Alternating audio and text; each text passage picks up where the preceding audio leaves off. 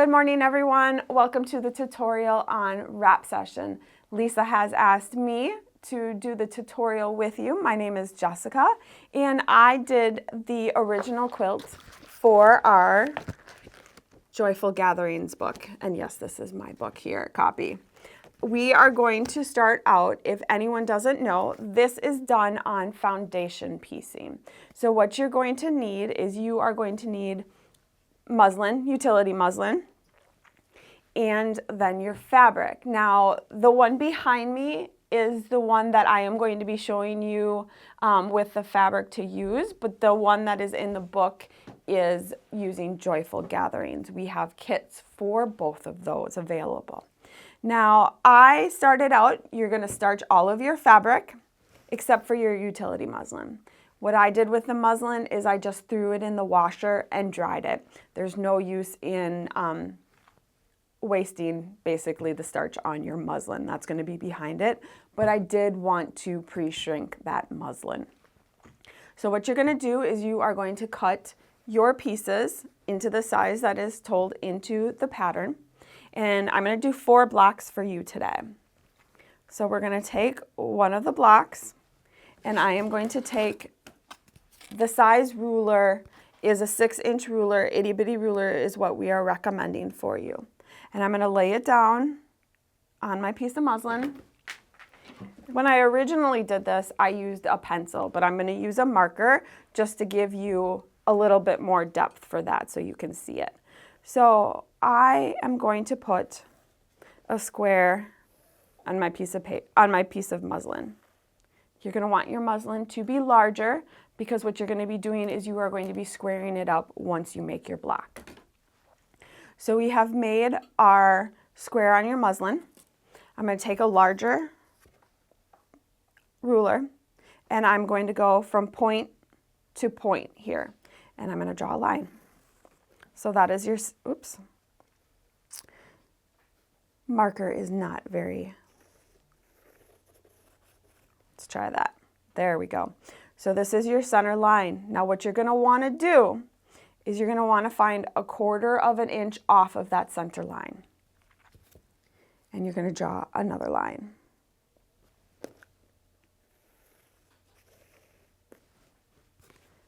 There you go. So we're going to do that. I'm going to do this on 4 blocks for you. And the reason why you need that 1/4 inch line is because off of the center line is because that is where you are going to start to lay your fabric when you are making these rounds.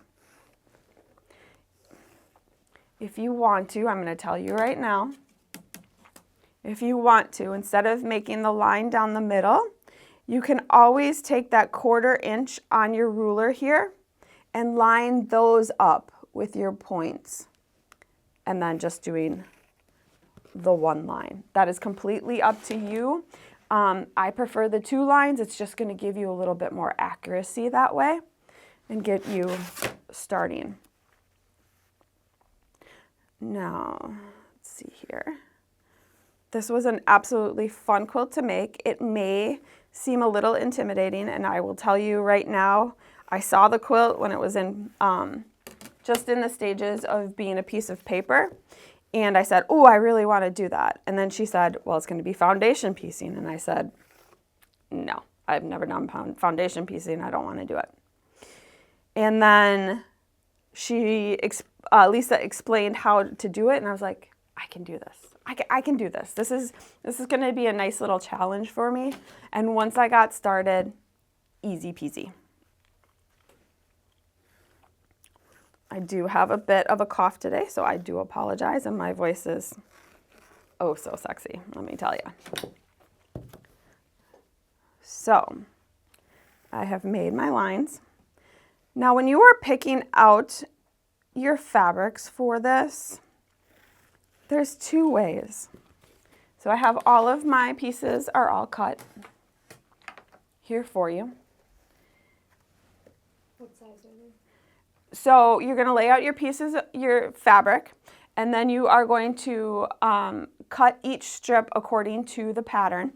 So you're going to do your strips you're gonna do long strips, and then you're gonna like cut them into different sizes, obviously. So we have our 4 sizes here. And this is for the colors. And then I do have them as well for the lights. I hope you can see them here. Now, if you are one of those people that needs to lay out a complete block so that you have a wide variety of colors, go for it, and patterns. Me, on the other hand, it doesn't matter. I literally will have piles here. I will shuffle them in order to make sure that they, you know, all are different ways, because obviously when you cut them and then stack them, they tend to be uniform. So I just kind of shuffle them like that, and they are ready to go for you.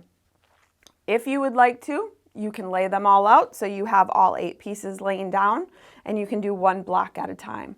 So what I do with mine is I mass produce mine. So how I am going to start this is I'm going to take my piece of muslin, lay it down. You have your center line here.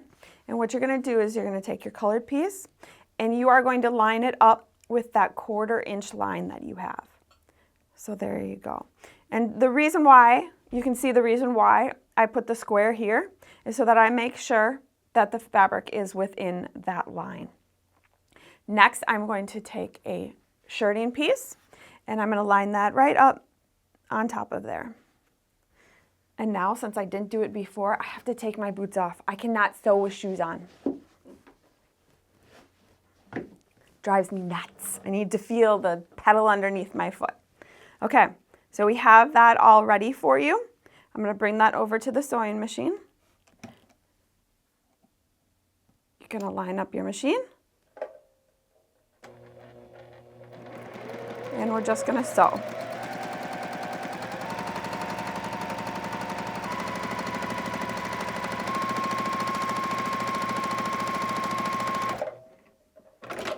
There you go.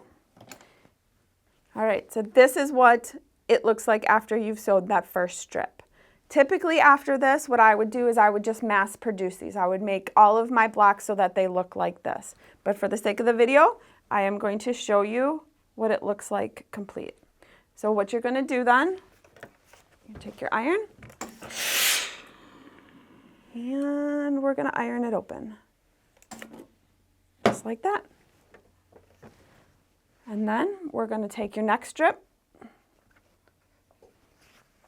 right here, and you are just going to line it up on your last one.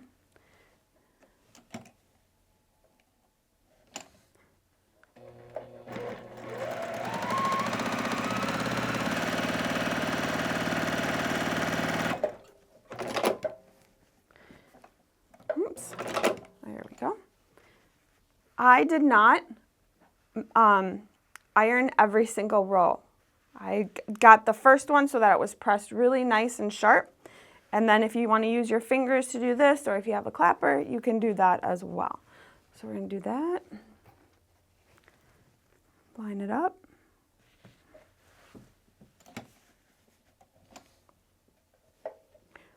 This one is a little bit different than my Juki at home. Plus it's Lisa's, so I'm like, oh, I don't want to touch it. Do that. And then, like I said, I just randomly will grab on here and put them all on.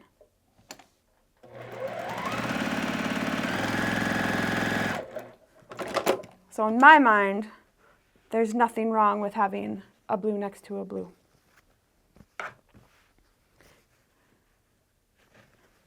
If you would like to iron after each one, you are more than welcome to as well.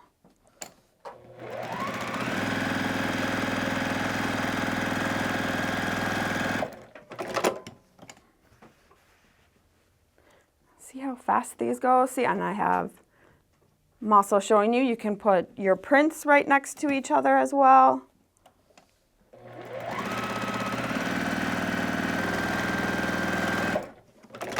Once they all get into the quilt, you're never going to realize, you know, that they are right next to each other. And I'm sure if you look in here, you're going to find some that are exactly the same and they are pieced right together.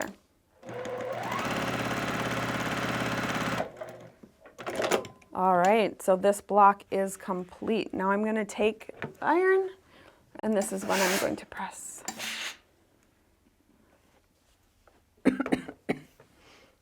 Once you are complete with a block, we are going to actually just put this right over the top here. Excuse me. There is the block. The itty bitty ruler is a complete 6-inch, so that is the size that you want your block to be when you cut it. So it has the diagonal line on it. What you're going to do is you're going to line up that diagonal line in between the first 2 pieces that you put on. Okay, make sure all of your fabrics are within there. And then we are just going to take, I have to stand because I cannot do this.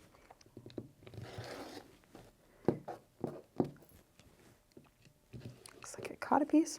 This is what's nice about having a spinning mat, which would work much better on a regular flat surface, obviously.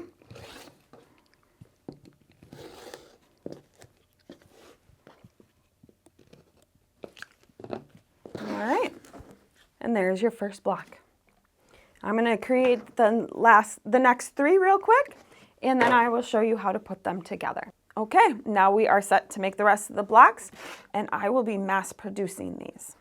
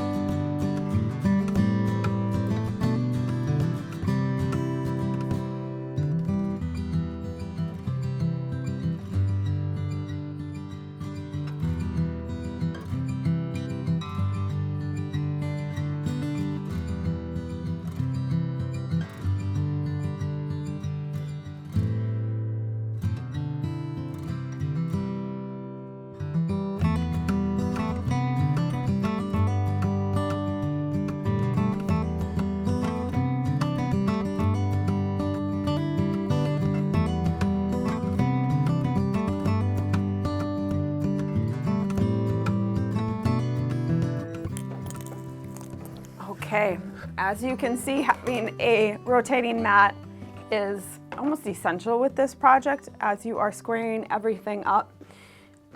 Looks like I also need to put a new blade in the ruler, or in the rotary cutter. All right, so we are going to be we're gonna make this block right here, just for the sake of showing you how to put your seams together. Now you're gonna have a ton of blocks, so you can either plan out how you want it to look, or like I do, I'm just gonna throw it together. So let me look at that. Okay, colors are on the inside here. Obviously, you are going to have more of a variety of colors than I do because I just worked with a few scraps that I had available to me. Now, if matching your orange is going to bother you, how about if we twist it a little? So you can do that as well.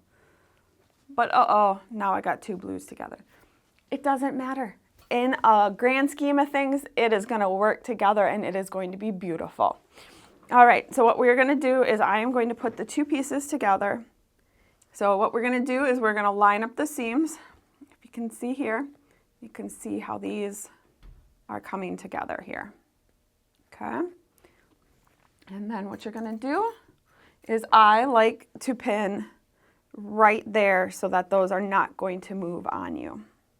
If you have to fudge it just a little bit, you go right ahead. It's going to be easy and forgiving here.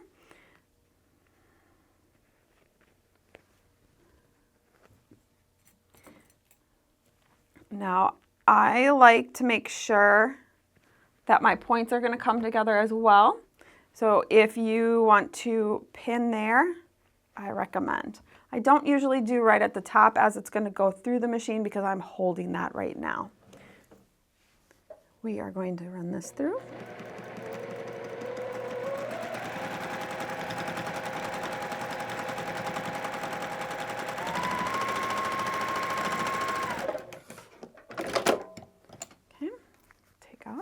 And what I recommend is you're making this quilt in quadrants.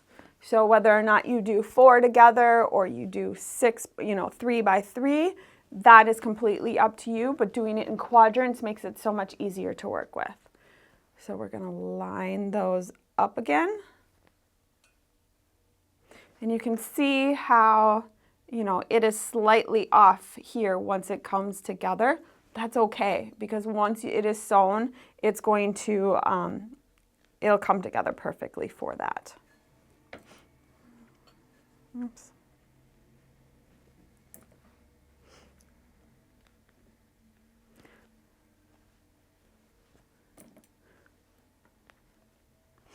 Make sure I always look again, make sure that they are together.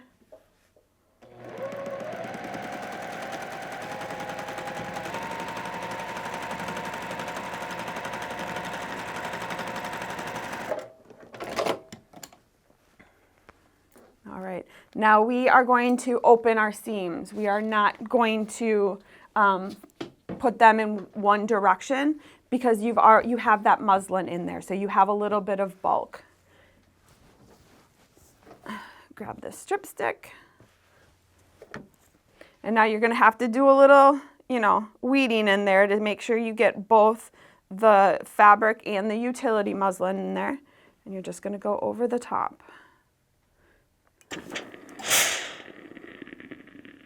And I'm going to go with the grain, so to speak. You can see where you have your points are all pointing away from you. That's what you're going to want, because if you end up going this way and you press your seams, sometimes you may snag the point on here. So make sure you go with them. So we're going to press them open. And after we're putting it onto the strip stick, I'm just going to press it again so that it's nice and flat. Woo! One more time. And okay, so I'm going to lay that on there. Then we're going to weed through here. Make sure you have the muslin and the fabric all down. Okay. I'm going to remove the strip stick off to the side here. And I'm just going to press one more time. Make sure that's nice and flat. Okay, we're going to take our pieces, put them together. And you're going to do the exact same thing. Make sure you are all together here. Make sure you have your center. Always pin your center first because that is the center. And then you're going to work your way out on the sides, making sure that your points are coming together. If they are a fraction of a smidge off, that is okay. It will work itself in there. If it is not, do just like you do all other blocks. Make it fit it into those seams.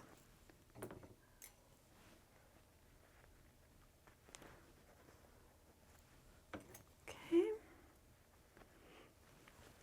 It's a nice rainy day outside. I had my hair all done for you guys, and then I went to go take care of the chickens, and I went, didn't work very well. Chickens were all still in their coop, like, I'm not coming out. Didn't blame them one bit. And I also do a lot of pinning on my blocks for one reason.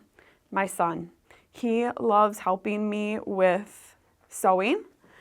So if I have everything pinned, he will come and stand with me and he will hit the pedal for me and cut for me.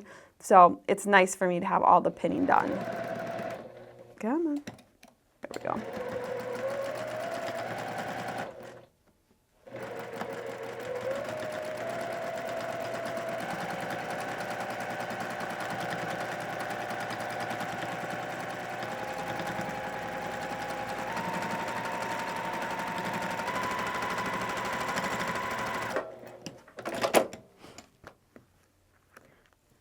As you can see with the quilt behind me, I'm sure you've seen pieces.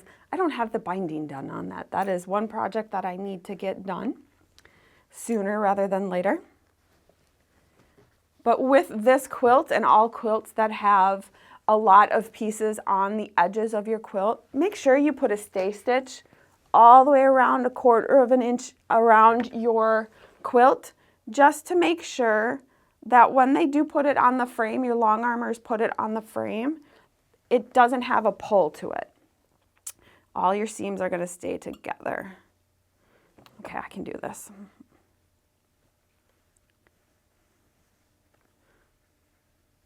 I don't ever sit down while I'm pressing my seams, so it's a little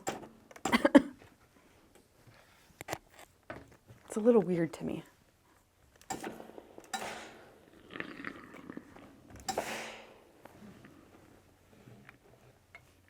Okay, and that is it. Those are your blocks for wrap session here. Now, the quilt behind me is a fat quarter tower of Garden Gatherings and a fat quarter tower of the Garden Gatherings shirtings. Now, yes, you are going to have extras of this tower, but look what I did. You have the backing with it too, so it's perfect. I was also going to do a scrappy binding, but I ran out of time, so you could do a scrappy binding with this as well. So these two will make that quilt and the backing for this quilt here. Those are available on our website. You will need, obviously, the Joyful Gatherings book, which I will show you the front cover. That here. That's going to have the pattern for you there. We do have a few kits left over for the Joyful Gatherings one, and it is right here. We had Nick take it down, so we need to make sure we show it to you.